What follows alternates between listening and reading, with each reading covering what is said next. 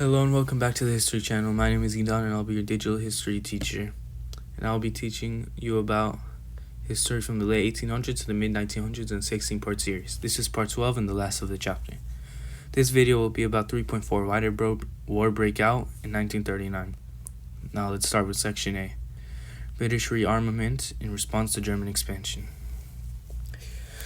Churchill ended up being right and Chamberlain accepted that appeasement failed. He wrote a speech to stop Hitler's aggression, and he hoped it worked, because Britain was too weak for war due to the 10-year rule.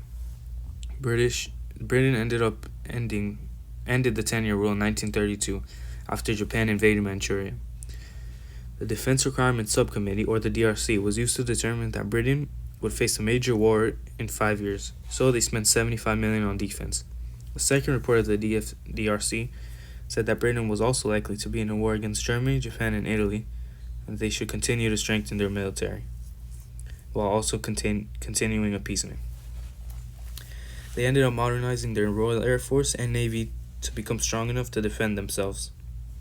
When the war started, Britain had 800,000, France had 5 million, and Hitler had 13 million troops on each side. Next, we have Section B, the British guarantee to Poland and the failure of appeasement. Poland was Hitler's next target, and Britain guaranteed support, but was criticized.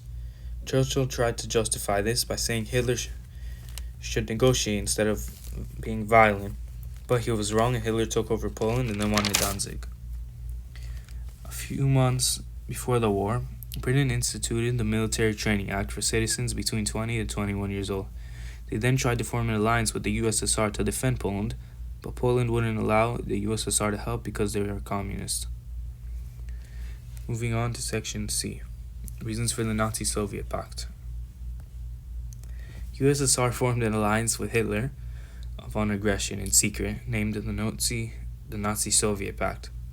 It let Hitler attack Poland without involvement from the USSR, and Hitler promised Stalin parts of Poland, Latvia, Finland, and Estonia in exchange.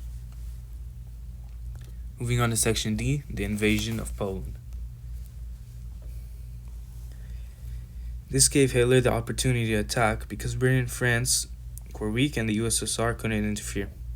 Hitler faked a Polish attack on Germany to justify his act of invasion. He invaded so France and Britain declared war on Germany.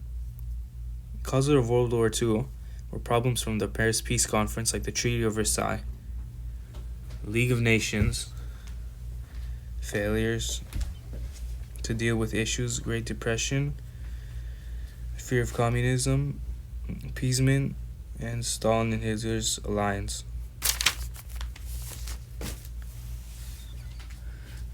Tune into the next video for the next part, which will go into Chapter 4, the last chapter.